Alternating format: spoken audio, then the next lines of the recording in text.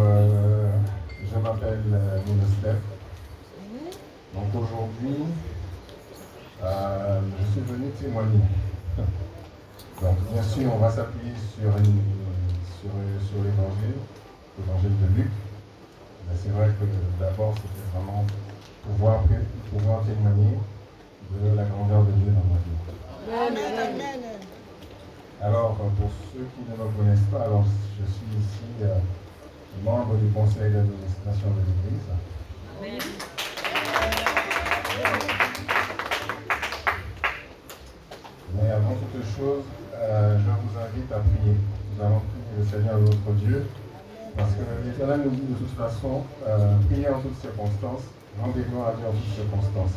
Donc je vous invite avec moi à prier et lever le nom de l'Éternel qui nous a réunis ce matin. Lui seul qui connaissait ce moment. Père de gloire, nous te rendons grâce et nous te bénissons. Tu nous invites, Père Dieu, très bon, de te rendre gloire en toutes circonstances. Père Dieu, très bon, nous venons en ce moment. Je te présente l'Église dans le nom de Jésus. Je te présente tout un chacun ici dans le nom de Jésus. Père Dieu de gloire, que tout soit pour toi. Nous sommes venus ici pour toi, car nous n'avons rien à attendre de personne. Il n'y a que toi qui puisse nous donner quelque chose. Toi, le Dieu Tout-Puissant, le Dieu Créateur, celui qui appelle à l'existence des choses qui n'existent pas, celui qui dit un mot et la chose arrive, celui qui connaît tout. Les patriarches t'ont connu comme étant le Tout-Puissant. Abraham, Isaac, Jacob. Tu t'es présenté devant Moïse comme l'Éternel. Et après la mort et la résurrection de Christ, tu nous as fait connaître une autre facette de ton nom. Tu es Abba, tu es Père. Tu nous as fait la grâce de t'appeler Père comme personne n'a pu t'appeler avant la venue et la mort de Jésus-Christ. Sois élevé, sois magnifié, Père Dieu clément, que tout soit pour toi. Que tout ce qui n'est pas de toi se taise et s'efface. Que seule la puissance du Saint-Esprit se manifeste en ce lieu.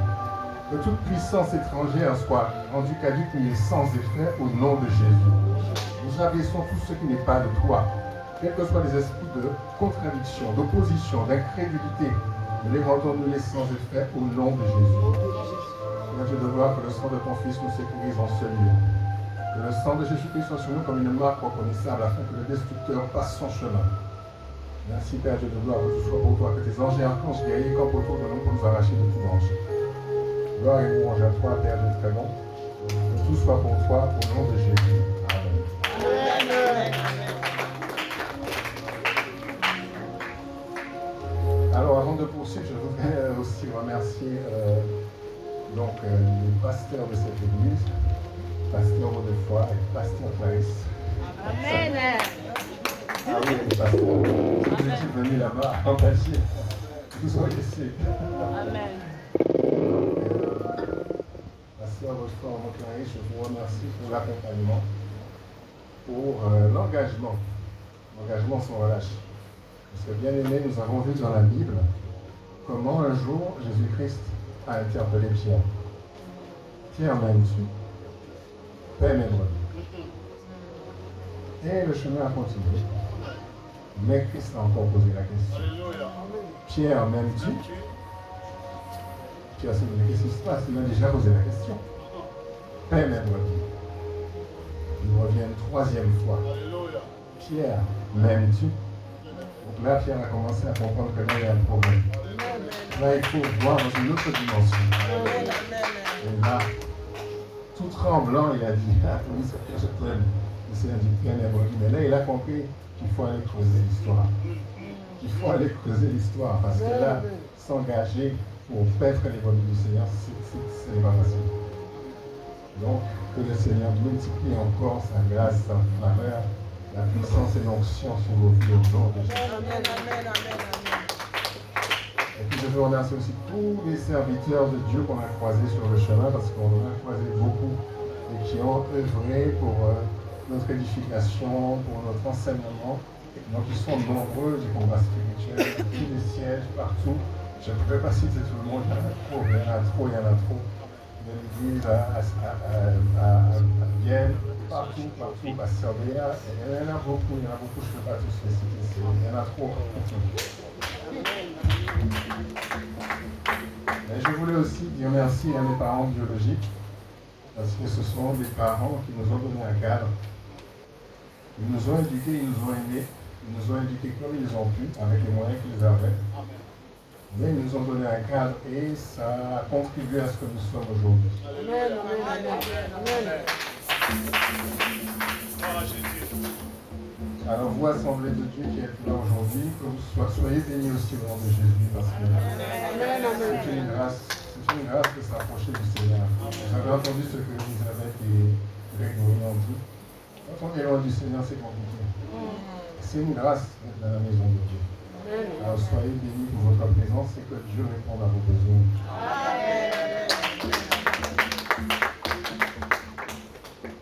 Donc un remerciement tout spécial à mon épouse, Grâce, qui est le canal que Dieu a choisi pour m'approcher de notre Seigneur Jésus-Christ. Amen, amen, amen.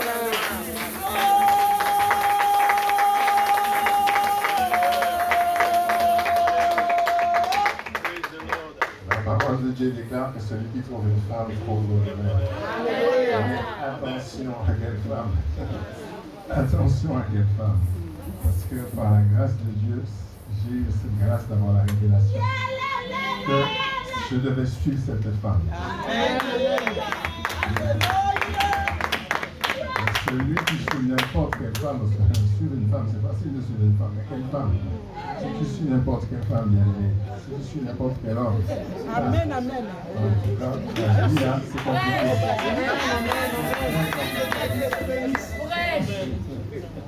Très compliqué. Amen, amen, papa. Amen. Solo. Amen. Amen, amen, papa. Alors, par la grâce de Dieu, on va voir comment dans ce témoignage, donc effectivement je suis arrivé ce que je suis. Donc ce qui fait qu'aujourd'hui, après un long chemin, aujourd'hui je suis marié, donc comme vous avez compris, bien marié avec la femme que Dieu a choisie pour moi. Père de 4 enfants.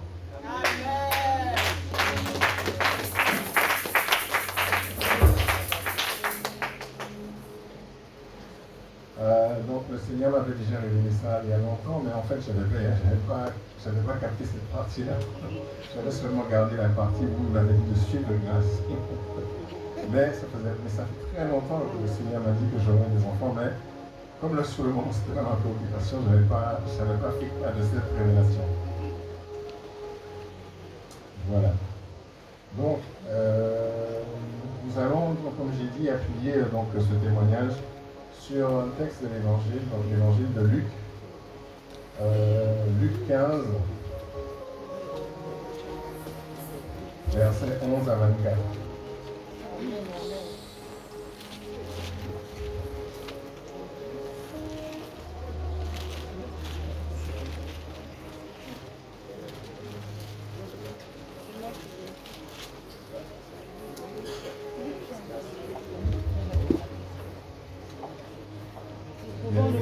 Saluer la parole de Dieu. Nous lisons la parole de Dieu dans le livre de Luc, chapitre 15, verset 1. Non, verset 11.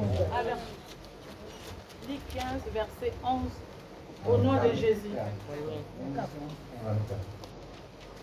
Il dit encore, c'est un parabole. Parabole du fils. Parabole de la brebis, de la brebis égarée, de la drachme perdue, de l'enfant prodigue. C'est le parabole de l'enfant prodigue.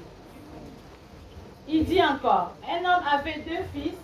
Le plus jeune dit à son père, mon père, donne-moi la part de bien qui doit me revenir. Et le père leur partagea son bien. Peu de jours après, le plus jeune fils, ayant tout ramassé, partit pour un pays éloigné où il dissipa son bien en vivant dans la débauche. Lorsqu'il eut tout dépensé, une grande famine survint dans ce pays et il commença à se trouver dans le besoin. Il alla se mettre au service d'un des habitants du pays, qu'il envoya dans ses champs garder le pourceau. Il aurait bien voulu se rassasier de carouges que mangeaient les pourceaux, mais personne ne lui en donnait. Verset 17. Étant rentré en lui-même, il s'est dit, combien de mercenaires chez mon père ont du pain en abondance, et moi ici je meurs de faim. Verset 18. Je m'élèverai, j'irai vers mon père, et je lui dirai, mon père, j'ai péché contre le ciel et contre toi. Je ne suis plus digne d'être appelé ton fils. Traite-moi comme l'un de tes mercenaires. Et il s'éleva et alla vers son père. Comme il était encore loin, son père le vit et fut ému de compassion. Il courut se jeter à son cou et le baisa. Le fils lui dit, mon père, j'ai péché contre le ciel et contre toi. Je ne suis plus digne d'être appelé ton fils. Mais le père dit à ses serviteurs, apportez vite la plus belle robe et l'en revêtez, mettez-lui un anneau au doigt et des souliers aux pieds. C'est la parole de l'Éternel. Amen. Bien aimé, comme on l'a vu dans le titre, ici il s'agit de la brebis perdue. Ça, c'est un texte qui est souvent prêché dans l'Église. On a beaucoup entendu ce texte-là. Et c'est un peu normal parce qu'en fait, ce texte symbolise un petit peu le ministère de Jésus-Christ. Il est venu libérer les captifs, rendre libres les opprimés, consoler les perdus. C'est le bon berger qui laisse 99 brebis en sécurité pour chercher une seule brebis. Et c'est ça un peu qu'on voit dans ce texte-là. Alors nous allons décortiquer un petit peu cela. Donc la parole dit, un homme avait 2 fils. Le plus jeune dit à son père, mon père, donne-moi la part de bien qui doit me revenir. Et le père leur partagea son bien. Ce qui m'a marqué ici dans ce verset, c'est que on voit ici que dans cette famille, là où il y a ces 2 fils, il y a un cadre quand même. Il y a un père, il y a 2 fils. Et on sent une certaine stabilité. On ne dit pas qu'il y avait des problèmes entre le père et le fils, avec l'aîné ou le second, on ne dit pas ça. Si on essaie de s'imaginer la scène, on voit une famille équilibrée, avec un père qui a fait grandir 2 enfants. Tout semble aller pour le bien.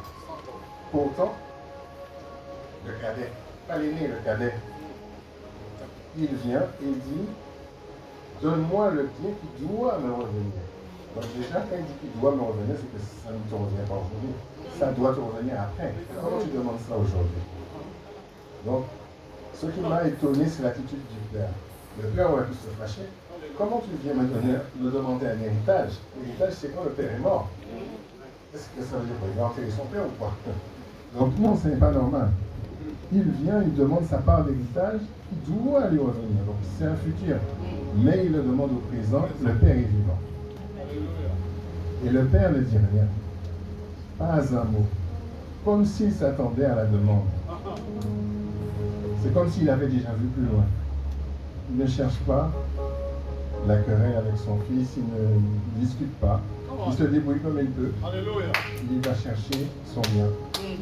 Mais on peut supposer qu'ici aussi, que le père doit avoir des grands biens. Parce que s'il n'avait pas de si grands biens, je pense que le fils pouvait partir travailler quelque part. Mais là, il ne part pas travailler quelque part. Il vient seulement sur le bien de papa. Donc je pense qu'il devait avoir de grands biens. Donc il vient demander les biens ici. On a bien aimé, c'est comme ça. Moi aussi, je suis né dans un cadre, comme je dis. J'ai grandi avec mon père, ma mère. Je suis né d'une fratrie de 3. Donc j'ai une petite sœur après moi, un petit frère après moi. Donc les parents nous ont montré Jésus-Christ. C'est une famille chrétienne, catholique. Ils nous ont éduqués, montré les bonnes manières. Donc qu'on puisse vivre en société, qu'on sache vivre en société.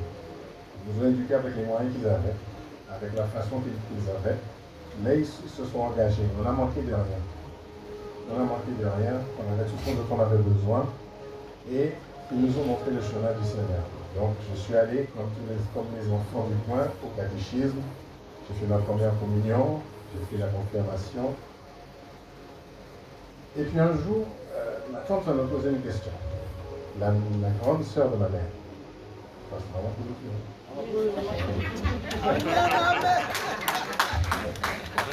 elle va me poser une question. Elle va me dire, oh, comment ça s'est passé pour la communion, comment ça s'est passé ta rencontre avec Jésus et tout. Et là, je n'avais pas de réponse. Parce qu'en fait, je me suis rendu compte qu'en fait, dans la première communion, la confirmation était venue, mais il n'y avait rien qui s'était passé. Et je ne sais pas pourquoi, mais ça m'a frappé. Ça m'a marqué. Cette parole est restée dans ma tête. Je me suis dit, là, j'ai raté quelque chose. Je ne savais pas quoi. En tout cas, j'ai compris avec l'enthousiasme qu'elle avait quand elle m'a posé la question. Je me suis dit, j'ai dû rater quelque chose. C'est resté là dans mon cœur. Mais, bon, j'ai continué comme ça, évolué comme ça, évolué comme ça.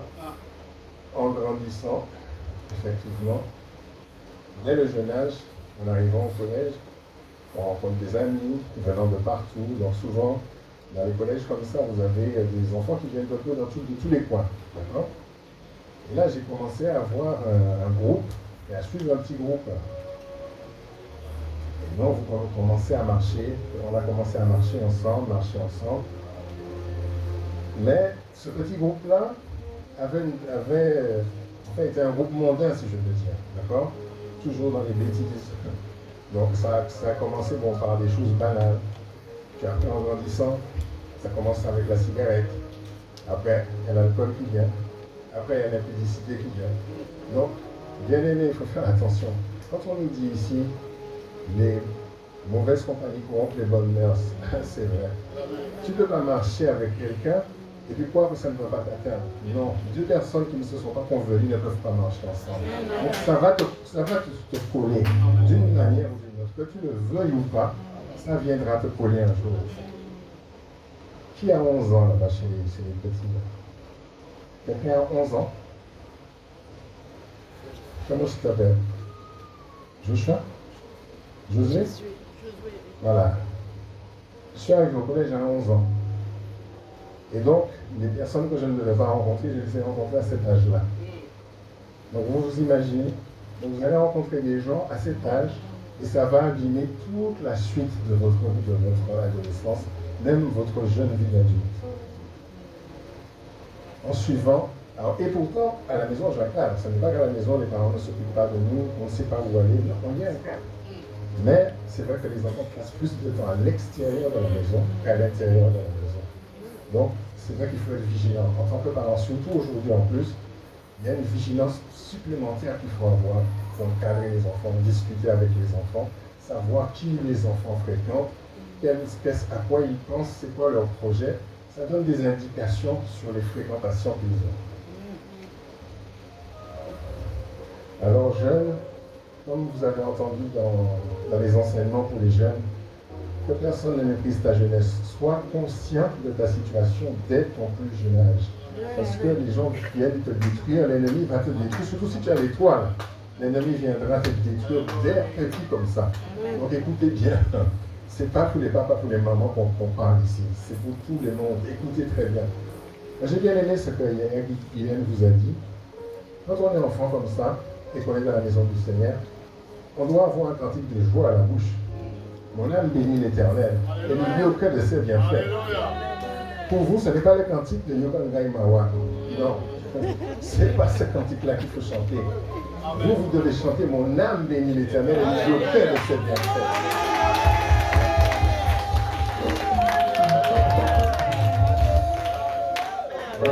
Dieu bénisse la vie de Guillaume qui enseigne aux jeunes. Il faut vraiment écouter ça. Ça a un sens bien aimé. Parce que l'ennemi, surtout quand vous avez une étoile pour aller loin, il ne va pas vous rater. Même si les ténèbres n'ont pas pitié. Même les enfants, ils vont les attaquer. D'accord? Alors, nous allons avancer un peu.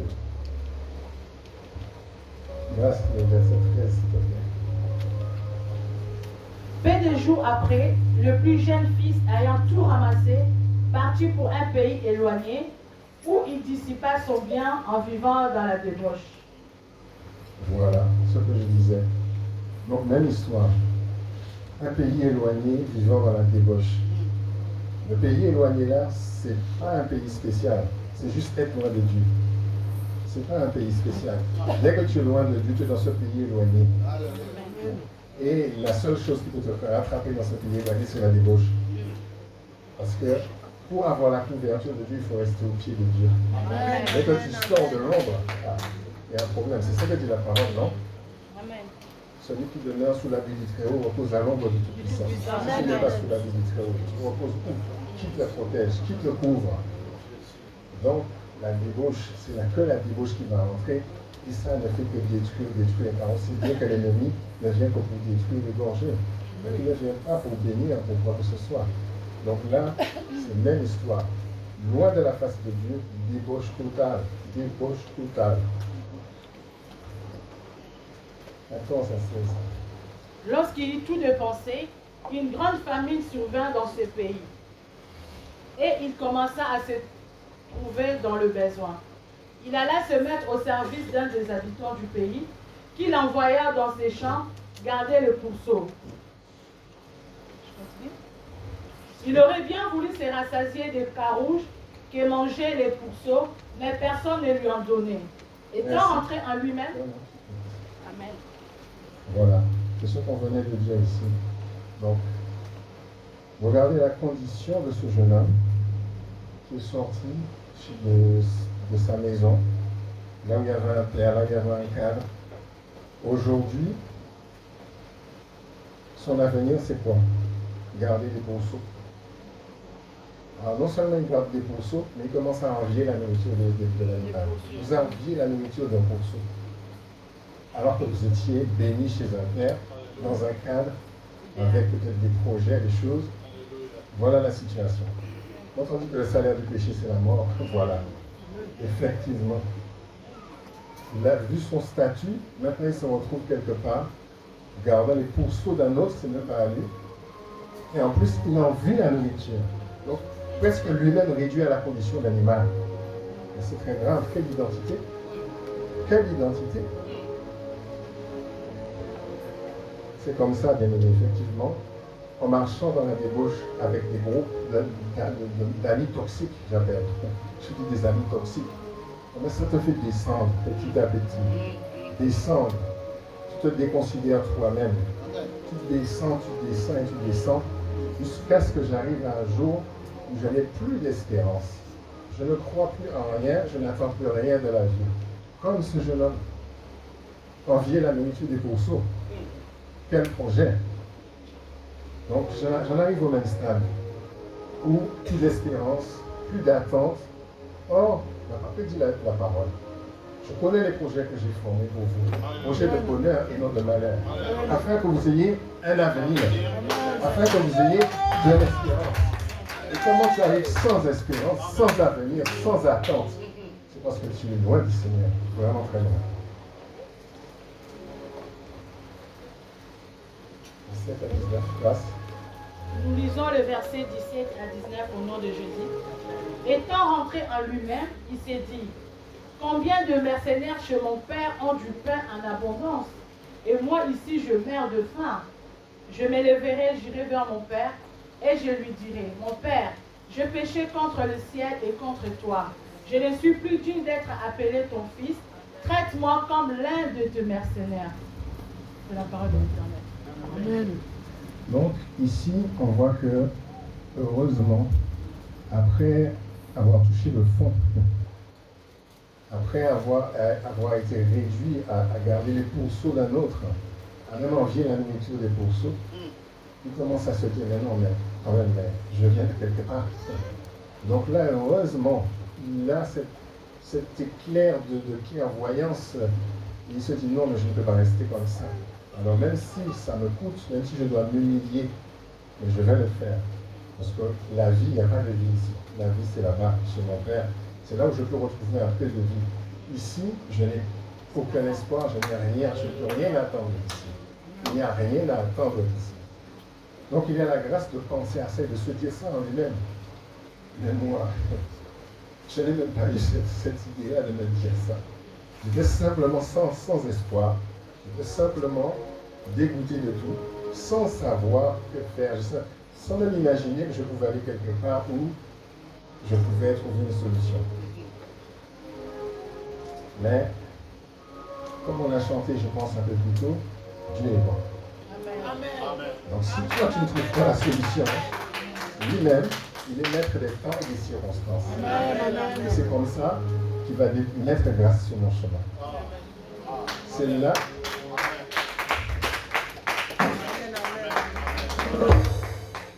Dans ce désespoir total, que grâce va apparaître dans ma vie.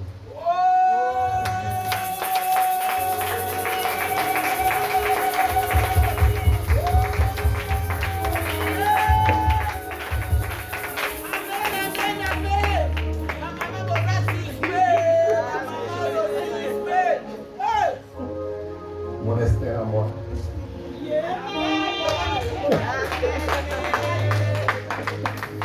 Mon Esther à moi tout seul.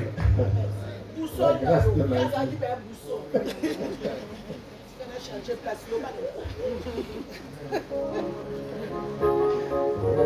Vraiment, donc tu es bon.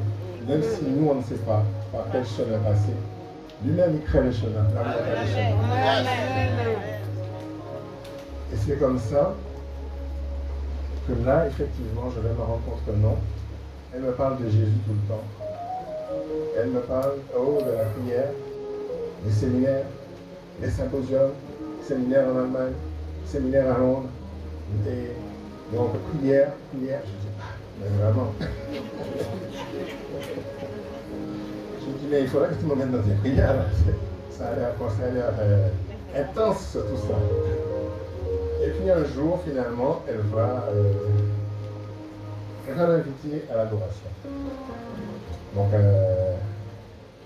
je vais accepter. De toute façon, pourquoi pas, hein, c'est l'occasion d'être avec elle en plus. Hein.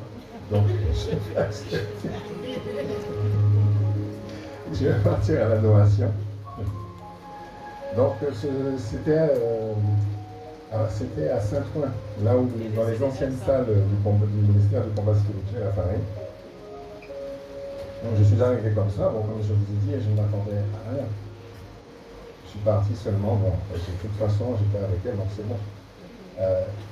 Quand je suis rentré dans la salle, donc là, j'ai senti une présence terrible que je n'avais jamais sentie.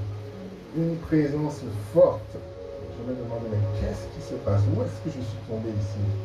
Il y avait un jeune homme qui prêchait là-bas avec onction. Je me dis, waouh, je ne comprenais rien.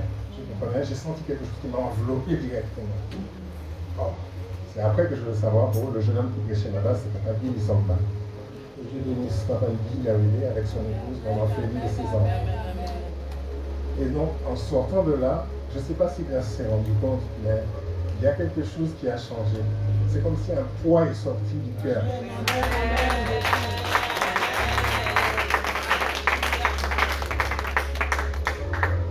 En plus, elle viendra ajouter, oh, mais il y a aussi des histoires de malédiction organisée. Donc il y a un livre là, Rebecca Brown et tout. Je dis, ah, non, il me faut ce livre-là. Je veux ça tout de suite.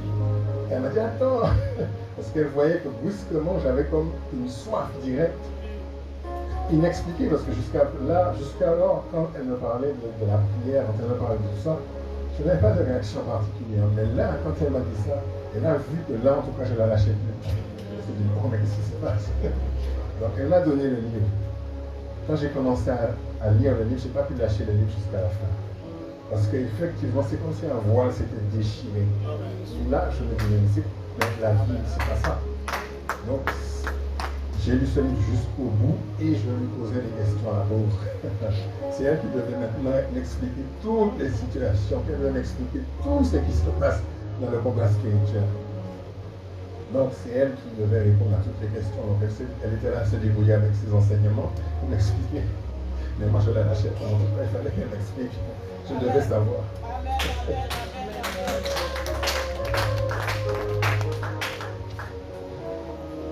Donc, pour moi, ça a été ça. Au moins, le jeune homme là lui-même, il s'est dit ça, mais moi, il a fallu que Dieu intervienne et mette quelqu'un sur mon chemin. Amen, amen. On poursuit grâce. 20 à 21. Nous lisons verset 20 à 21. Et il s'éleva et alla vers son père comme il était encore loin. Son père le vit et fit ému de compassion. Il courut, s'est jeté à son cou et les baisa. Alors là, encore. Le fils lui dit, Non, c'est bon. Qu'est-ce que vous avez dit? 20 à 21. Oui, c'est ça. Le fils lui dit, mon père, j'ai péché contre le ciel et contre toi. Je ne suis plus digne d'être appelé ton fils. Voilà. Et donc là encore, on a le père qui réapparaît sur la scène. Et là encore, ça m'étonne encore son comportement. Donc là, c'est là que je comprends qu'il avait compris déjà. Parce qu'il attendait son fils. On voit qu'il avait l'espoir de revoir son fils. Il avait cet espoir. Et je pense que là, le jeune homme devait être bien honteux. Parce que voir son père courir comme ça, un père qui pouvait peut-être être grand-père, parce que les deux fils là, je pense qu'ils étaient majeurs. Je ne pense pas que c'était des petits. C'était des grands. Donc ils pouvaient être grand-père.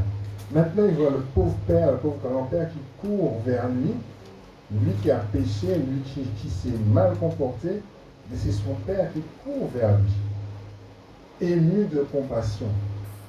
Il se jette à son cou, il l'embrasse. Il ne s'attendait pas à ça. Je pense que là où il était paralysé, tétanisé, parce que vu son comportement, vu ce qu'il s'était dit en lui-même, il ne s'attendait pas à une manifestation d'un tel amour. Mais ça, il n'y a que Dieu qui fait ça. Il n'y a que Dieu qui fait des choses comme ça. Voilà pourquoi la parole dit que Dieu nous a tant aimé, il a tant aimé le monde, qu'il a donné son Fils, afin que quiconque croit ne périsse point, mais qu'il ait la vie éternelle. Quel Dieu qui peut donner son Fils pour un peuple de pécheurs, pour une race de pécheurs, mais il le fait par amour, un amour débordant, un amour inconditionnel, il le fait. Et là, on voit bien qu'ici, dans cette parabole de Christ, il est en train de parler de Dieu le Père ici. Il parle de Dieu le Père. Il montre la compassion de l'Éternel, car la parole nous dit bien qu'il n'a pas envoyé Jésus-Christ dans le monde pour le juger, mais pour le sauver. Jésus-Christ s'appelle Jésus, c'est sauveur. Donc il est venu d'abord sauver. Le temps du jugement viendra, mais ce n'est pas le moment. Il a d'abord envoyé Christ pour sauver les hommes. Et ça, il ne le fait que par un amour inconditionnel, un amour infini, un amour profond, qui surprend.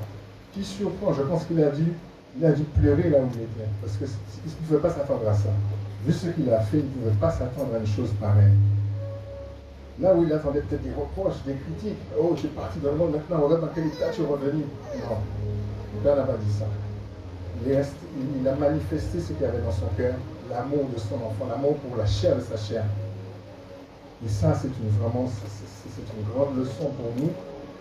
Et c'est quelque chose de merveilleux pour le Fils qui, en s'étant repenti, en s'étant humilié, en étant entré en lui-même, ben finalement, voilà les fruits qu'il va récolter. Il va récolter l'amour de son Père. Amen. Verset 22. Mais le Père dit à ses serviteurs, apportez vite la plus belle robe et l'en revêtez, mettez-lui un anneau au doigt et des souliers aux pieds. C'est la parole de l'Éternel. Amen. Amen. Alors le Père ne s'arrête pas là. Il a manifesté son amour. Donc il n'a même pas parlé de l'histoire de la débauche de là où il était parti. Il n'a même pas posé de questions. Il a simplement dit je t'aime. Seulement je t'aime. Il n'a pas regardé les histoires là. Même il a enlevé le manteau qu'il avait, le manteau sale. Le manteau, c'est le symbole de la vie. Ça symbolise notre vie. C'est le manteau qu'on porte. Il a enlevé le manteau sale. le manteau de la débauche, le manteau de l'impudicité. Il a enlevé tout ça. Il n'a même pas regardé, il n'a pas posé des questions, il a enlevé le manteau. Il a mis un nouveau manteau tout neuf. Un manteau tout neuf. Pour qu'il rentre dans une nouveauté de vie. Il voit son fils qui est revenu, et donc là, il lui propose un manteau neuf, un manteau propre pour avoir une vie. Il veut renouveler, il veut racheter. Donc, un manteau propre. Mais il ne s'arrête pas là. Il demande aussi un anneau. Donc nous savons tous le symbole de l'anneau. C'est le signe de l'alliance. Donc il fait une alliance. Il renouvelle son alliance avec son fils. Donc son fils là, c'est comme s'il avait brisé l'alliance en s'en allant, en étant loin de lui. Mais là, maintenant qu'il revient et qu'il voit, là, le père en regardant son fils, il a vu qu'il a compris ce qu'il a fait. Donc il a compris sa repentance, il a compris sa contrition. Donc là, il lui dit, non, maintenant tu es digne de recevoir l'alliance. Et il lui laisse cet anneau au doigt, de sorte que quiconque viendra sur cette parcelle saura que cet homme-là, c'est le fils du beau du maître. C'est le fils du maître. Donc il le rétablit dans ses droits. Il le rétablit dans ses droits. Ses droits qu'il avait perdus, qu'il avait foulés aux pieds. Il le rétablit dans ses droits. Maintenant il porte l'anneau. Et il est maintenant fils sur cette parcelle. Ce n'est pas fini. Il lui donne encore des chaussures. Les vieilles chaussures sales qu'il avait utilisées pour marcher dans l'impudicité. Les chaussures sales qu'il avait utilisées pour marcher dans le parc des porcs. Là. Il doit enlever ces chaussures-là. Ces chaussures qu'il avait conduites dans ce pays lointain, où il était parti dans la débauche, se perdre. Il doit enlever ces chaussures-là et son père lui donne des chaussures neuves. Des chaussures neuves pour marcher en nouveauté de vie. Ces chaussures-là, c'est pour être les ailes de l'évangile de Michel. Même vous dire, c'est le Saint-Esprit. Parce que c'est le Saint-Esprit qui conduit. Pour marcher dans une direction, pour marcher dans une voie, il faut être conduit par l'Esprit. Donc il faut les chaussures neuves. Des chaussures neuves pour marcher dans de nouvelles voies. Donc que les voies dans lesquelles il va marcher aujourd'hui ne soient plus jamais celles dans lesquelles il a marché auparavant. Donc c'est magnifique. Vous voyez comment le fruit de la repentance, le fruit le fait de se connaître, de pouvoir s'humilier, de pouvoir dire non, je reconnais mes fautes et moi je décide, je prends la décision d'abandonner ce monde lointain, c'est ce monde lointain où seule la débauche existe. Non, moi je ne veux plus de ça. Je retourne là où j'ai un cadre. Je retourne là où je peux avoir de l'espoir. Je retourne là où je peux avoir un avenir. Et donc c'est tout ça qu'il a gagné. Je pense que là où il était choqué, il ne s'attendait pas à tout ça, il ne s'attendait pas à tout ça.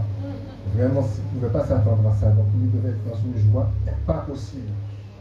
La bien-aimée, c'est exactement ce qu'on nous dit ici. Des fois, on prend ça comme un slogan. Donc oui, quand tu viens les sauver, il y a la joie dans le ciel. Papa parlait des nouveaux baptisés qui sont entrés dans la famille, il y a la joie dans le ciel. Mais c'est réel, c'est réel. Parce que quand le Père voit ses enfants se revenir à la maison, en tout cas attester que je veux être dans la maison, mais il y a la joie dans le ciel. Comment il ne voit pas la joie? Comment il ne voit pas la joie? Il y a la joie dans le ciel, parce que le camp de l'ennemi est débouté. Donc il y a la joie dans le ciel. Il y a la joie dans le ciel. La lumière croît. La lumière perce les ténèbres. Alors oui, il y a la joie dans le ciel pour ça. Donc, ici vraiment, j'ai beaucoup aimé. J'aimais ces paraboles, mais même les paraboles qui ont précédé. Hein. On a parlé de la brebis perdue, de la vache perdue. Tout ça, ça symbolise le ministère de Christ en fait. Ici, Christ donne par parabole ce qu'il est venu faire. D'accord? Même s'il est venu premièrement pour Israël, mais par sa mort et sa résurrection, il ouvre la porte pour tout le monde. Il devient la porte des brebis. Donc ce texte, je l'aime beaucoup pour ça. Et c'est ainsi que, pour moi-même, en étant venu donc, à Christ par le canal de grâce, donc je vais suivre les enseignements au ministère du combat spirituel. Et je ne vais plus pouvoir m'arrêter parce que c'est comme si on versait de l'eau sur une éponge sèche. Donc la moindre goutte est aspirée. Donc j'ai commencé à écouter, à suivre les enseignements et ça a été de délivrance en délivrance.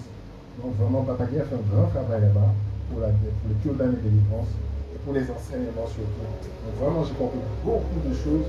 Et c'est là où j'ai compris qu'il y avait tout un monde qui existait mais que je ne connaissais pas. Il y avait des prédicateurs par centaines, par milliers que je ne connaissais pas. C'est à partir de là où j'ai découvert les Terence Brown, les Gwen Shaw, les Young Shaw, les Joyce Meyer. J'ai découvert des choses, mais je me suis dit, mais c'est pas possible. Il y a tout un univers qui existe, des enfants qui prient le Seigneur en esprit, en vérité. Et il y a des gens qui perdent leur temps dans le monde comme ça.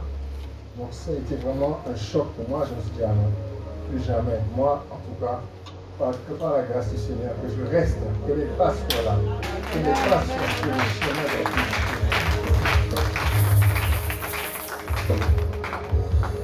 Alors la jeunesse, là, les Gabriel, les Prisca, les Alphia, les autres, vraiment écoutez vraiment la parole, recevez ce que vous pouvez recevoir, posez les questions que vous pouvez poser, parce que l'ennemi n'attendra pas que vous soyez grand pour vous détruire.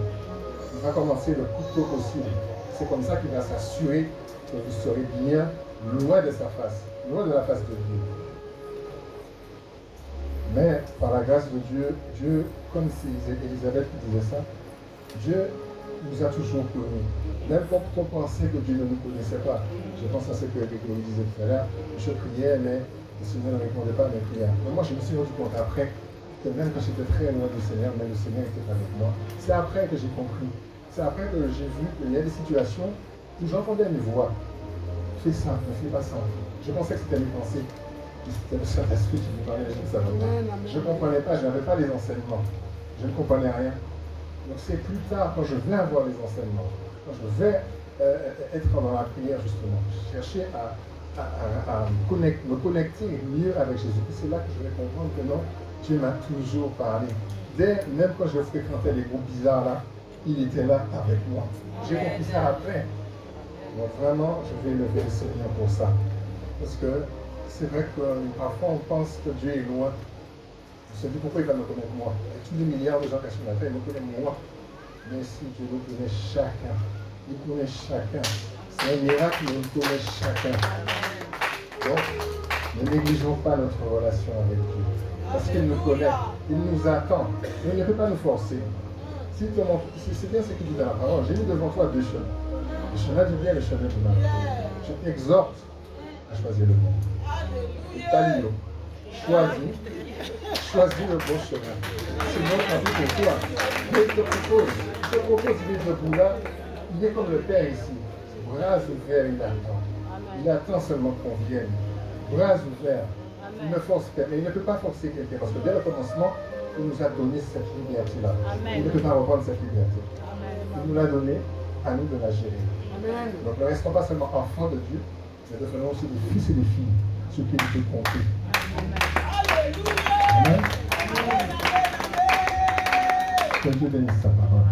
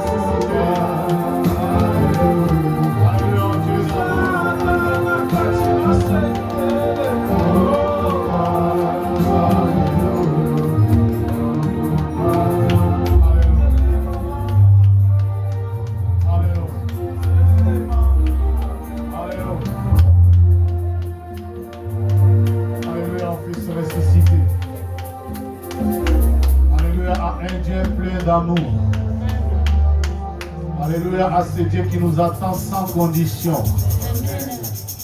Prêt à renouveler l'alliance. Prêt à nous redonner un manteau nouveau. J'aime Jésus, je l'acclame. Toi qui es assis, mets-toi debout, acclame le roi des gloires. Le roi est assis sur son trône, plein d'amour, attend que tu fasses marche arrière. Il attend de te donner de nouvelles chaussures. Tu marches avec des chaussures qui ont trempé dans la boue. Il est prêt à te revêtir d'un manteau nouveau. Aïe, aïe, aïe, aïe, aïe, aïe, donne gloire à Jésus, donne gloire à Jésus, donne gloire à Jésus. Oui, Père, nous bénissons ton nom et te rendons de multiples actions de grâce pour la vie de ton Fils que tu as puissamment utilisé avec une parole si puissante pour nous rappeler que tu es un tendre Père plein d'amour. Nous attendons sans condition, comme hier encore matin tu l'as manifesté. Et ce matin encore tu les manifestes. Hier au baptême tu as reçu encore, Seigneur, ces vies qui se sont retournées à toi. Et ce matin, ma soeur qui fait partie de ces cultes et mon frère qui participe au culte et moi, nous revenons à toi, Seigneur, avec nos vêtements sales. Seigneur, réduits à l'état animalesque, nous voulons, Seigneur, tout simplement que tu nous reçoives en tendre Père. Reçois-nous, Jésus. Reçois-nous, Seigneur. Reçois la jeune génération. Reçois tous les 11, 10, 9, 14 et 15 ans. Reçois les vieillards, reçois la jeunesse. Oh Père, merci pour cette puissante parole. Au nom de Jésus, que tu bénisses ton Père, que la grâce de Dieu le Père, que la miséricorde du Saint-Esprit et la paix qui est dans l'évangile de paix soit votre partage et nous disons Amen. Amen.